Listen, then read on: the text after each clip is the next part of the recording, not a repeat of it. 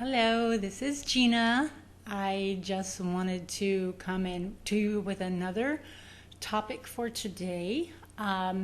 So let's talk about when you are disappointed, how to deal with disappointment that is not your everyday disappointment, because when you're living with active alcoholism, you are living daily with disappointment.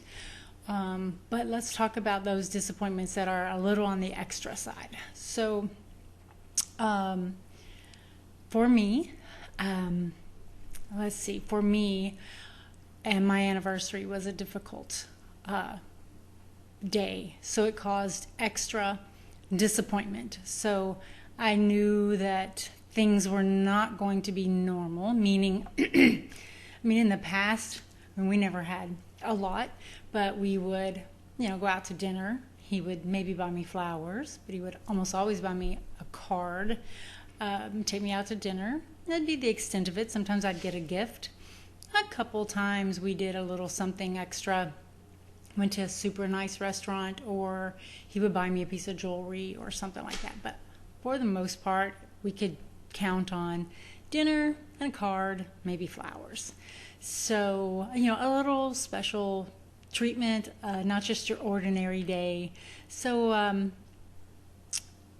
celebrating. Plus, everybody's celebrating the anniversary. So, our kids and our family. So, when those days came after the addiction was in the picture, for a while, they were really hard for me. So I did have discussions with my Al-Anon friends about my discouragement and like the extra burden, the just little extra that came on me when I'd be facing, something that was supposed to be like a meaningful marker of our relationship. And my dear friend said, it is your anniversary, but you could just say it's just another day. You could just acknowledge it as a day. Let's say it's Thursday. It's the day after Wednesday, and it's the day before Friday, and it's just a day. And it's going to come, and it's going to go, just like any other day. And for me, that was really helpful. Maybe not the first year or the second year, but it did begin to sink in that I didn't have to let special days, I didn't have to let special anniversaries hurt me like they had in the past. Before, I would just really be super sad. So like my birthday, Valentine's Day, which was never huge, but it was always marked, and then our anniversary. So even, Christmas, he would, go out of the way and do something special for Christmas, which I'm not saying he didn't still do something on these days throughout the addiction, but the fact of the matter was it wasn't the same. So there was so much distrust and so much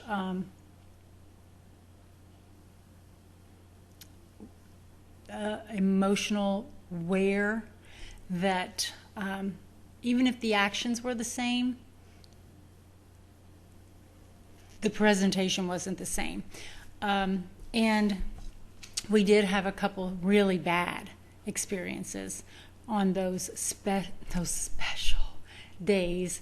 So, I remember one time going out for my birthday, and while we're sitting at the restaurant, he's getting more and more impaired without a drink on the table. So I was terribly hurt. I cried the whole way home, and I was just, part of me was super grateful to get out of the restaurant without a scene, without him falling in the floor or stumbling or, just making a fool.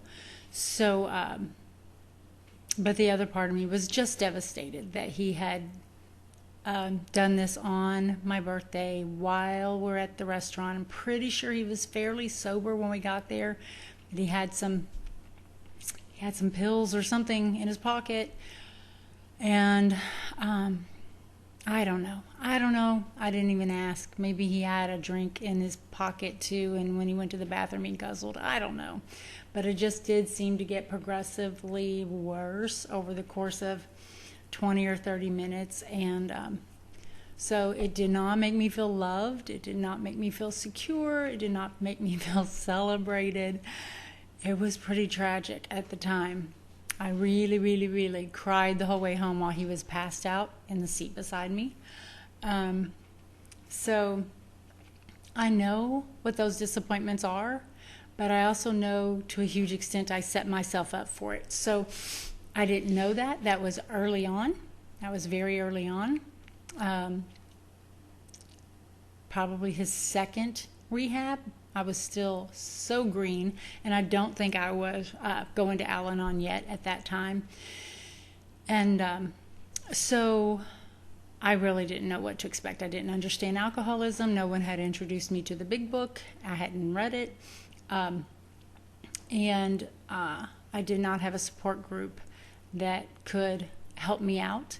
So I'm going to give you some advice that I got from my support group, and I hope that it helps you. And I do just want to say, if any of you ever want to go and try a support group, mine was great. I loved the people in my support group. We were not cookie cutter. We were not all the same, but we were really, really, really able to support each other and be singularly minded about the topic we were there for and really help each other. So having said that, I love support groups. I think they're fabulous. But if you want this as an extra, or you want this instead of, maybe you can't find the time for a support group, maybe there's not one in your area, maybe you've tried it and it's just not for you, which was crazy to me because I loved it so much.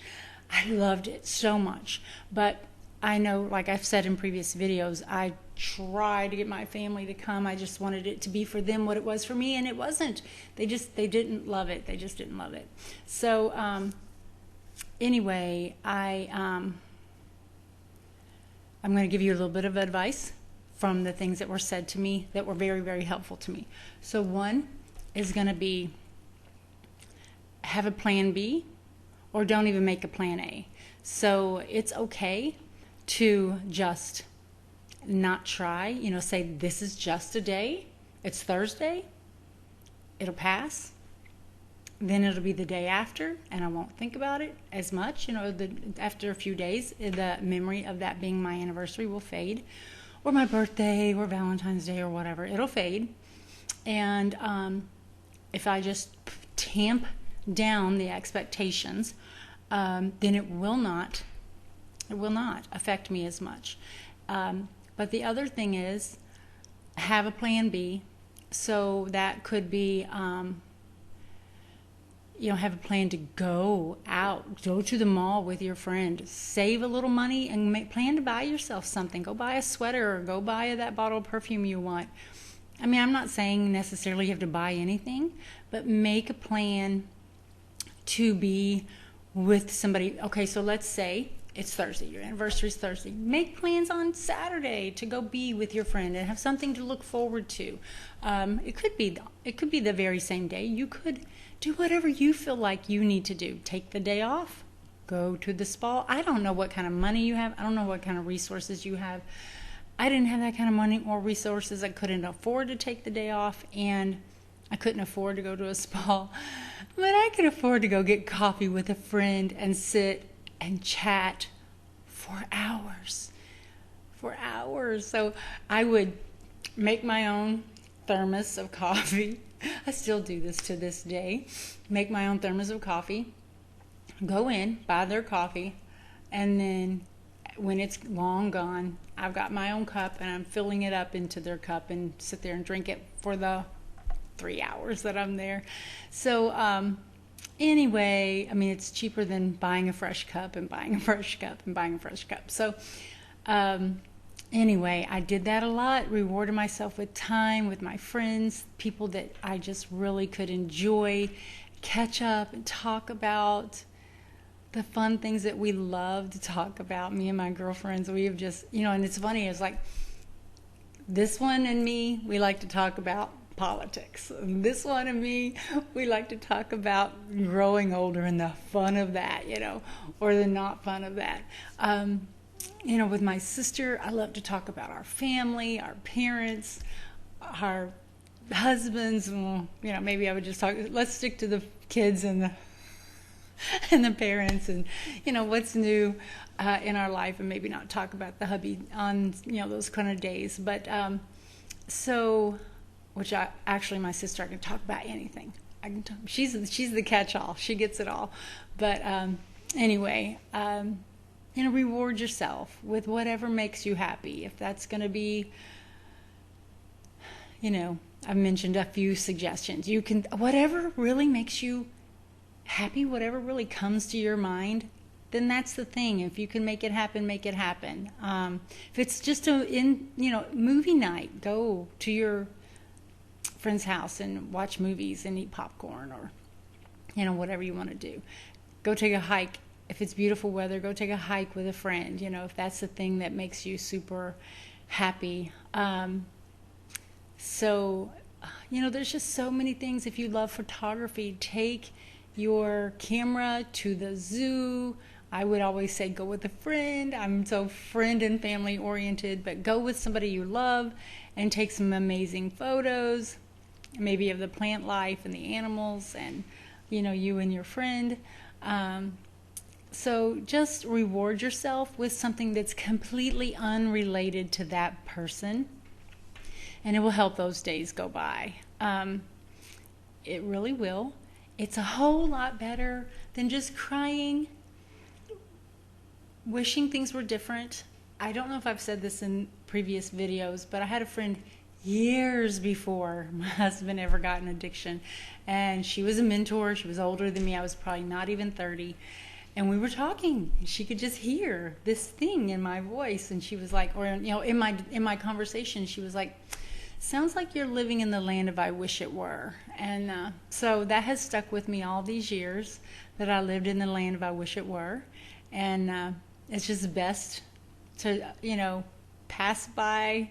Don't even stop at the stop sign in the land of I wish it were. Just keep going.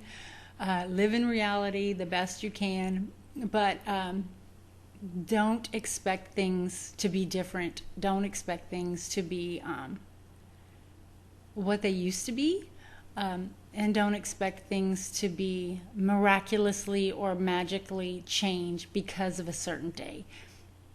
My experience was it didn't. So I hope this helps you. I hope that you can have your next big day, whatever it is, whatever you're dreading, because it always is a sad disappointment. Set yourself up a different kind of day, a plan B that you can be happy about, and make it the best day for yourself. And I'll see you in the next video. Bye.